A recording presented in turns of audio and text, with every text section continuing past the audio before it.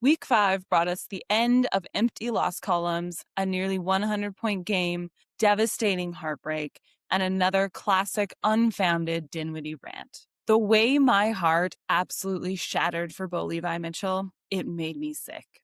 To see someone break out at a new level later on in their career and have that put to a stop again due to injury is just awful. I hate it. Bad for Bo, bad for the Ticats, and bad for the league.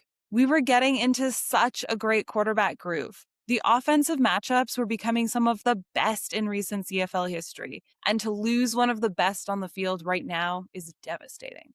With the Lions on a bye, we will have to wait one more week to determine if their defensive showing was a strong identity shift or solely powered by the fear of going 0-4. Week 6 feels like the first reset point of the CFL season. The teams we thought were stable suddenly have question marks, and the teams we were doubting suddenly have some proof of. First up, after another disappointing loss in Week 5, the winless Red Blacks head west to Edmonton, where the players will be playing for their jobs. I could do a whole episode on Dinwiddie's post-game interview last week, but I will just leave you with this. This approach to coaching did not work in Toronto and resulted in the lowest coaching grade in the CFL in 2025. Someone who has played in the league and coached in the league this long should know that an elbow touching the ground constitutes you as down. Coaching is synonymous with teaching. If players don't understand something or can't do something, that's on you. Teach them, coach them. Overall, I feel that calling your athletes out in the media is a cowardly and unproductive way to exist as a coach and a leader. What worked 10, 15, 20 years ago doesn't work anymore. You have to grow and evolve or you'll just fall behind. If your football team lacks football intelligence, that is 100% on you. Whether it be as a GM for bringing in players that lacked that football intelligence you desire, or you as a head coach for not teaching them. More job titles means more responsibility. These young men and the staff around you deserve better. Take some accountability, do better. On the Elks side of things, I don't think last week's loss will shake them at all. They're no stranger to the feeling of losing. Plus, it's always good to get that first loss of the season out of the way early. I think the Edmonton loss was more of an Edmonton had a sloppy game rather than the Lions defense did something groundbreaking. So I expect to see the Elks return to the version of them we saw to start the season. Although the Red Blacks showed more promise last week as a well-rounded football team, the level of toxicity is going to eat away at any positive gains made. Elks take this one. Another week, another Zach Collaros neck injury, not head, neck, which revives all my discussion points surrounding the health and safety of players in the CFL. But I'll leave that for another day.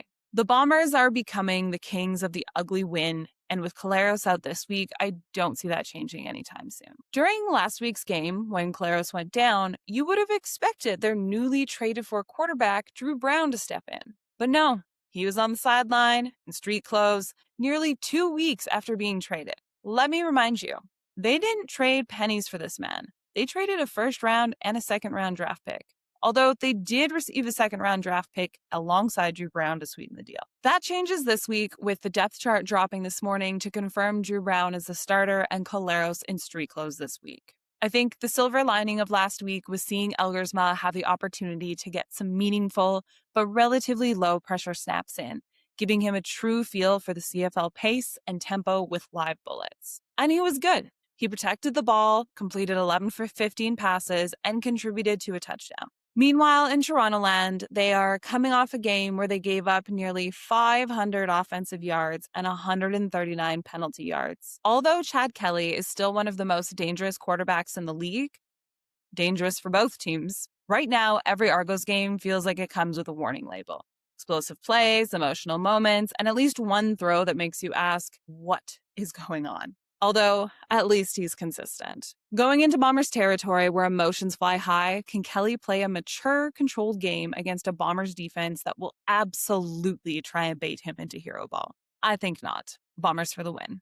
Next up, we have the Stampeders visiting Montreal. This game is going to be an offensive shootout, with Montreal averaging just over 33 points per game and Calgary averaging a staggering 41 points per game. Then we have VA coming off a career performance with 6 passing touchdowns to tie his coach for the team's record, while adding a little VA flair and running one in himself as well. If you had VA on your fantasy team this week, you ate. There is something so beautiful in seeing a quarterback come into their own. In my offseason interview with VA, we talked a lot about how he came into this league with the athletic ability, but severely lacked the maturity and game preparation that makes professional quarterbacks successful. Fast forward to 2026, and VA has done a deep dive into game prep, and we are witnessing the most incredible results. VA deserves so much success, and I am loving every minute of his growth and development. Although both of these offenses have high power potential, I do think the defenses will get in the way more so than they did in Calgary's game last week. We also have some brotherly love this game, with both the Philpott brothers taking the field. I think we can expect some wildly athletic plays by both of them this game. The Owls have been good so far this year, but I don't think they've shown enough consistency to hold the Stamps down this game. Also, we love a VA returning to Montreal moment. Stamps lock down the dub.